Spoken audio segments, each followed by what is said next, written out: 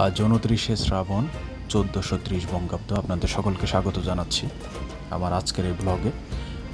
আজকে বাহিরে যখন নেমেছি তখন দেখলাম বৃষ্টি স্নাত একটি ঢাকা এবং বিভিন্ন কাদামাটিকে উপেক্ষা করে এবং বিভিন্ন গাড়ি ঘোড়া সব কিছু মিলিয়ে আজকে অফিসে আসতে অনেক বেশি কষ্ট হয়েছে। দেখতেই পাচ্ছেন আপনারা রাস্তার কী অবস্থা। সুতরাং এভাবে হাঁটি হাঁটি পা করে এগিয়ে যাচ্ছিলাম। পরে দেখি বিরাট এক পানির সমুদ্র।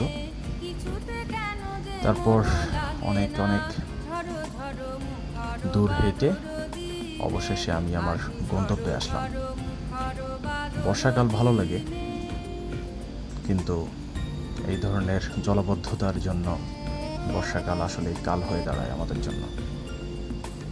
এরপরেও বলতে চাই, আজি ঝড়ো ঝড়ো বাদর মুখর দিনে জানি নে কিছুতে কেন যে মনে বসে না।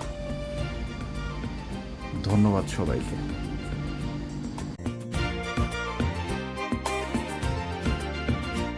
এই চঞ্চল সজল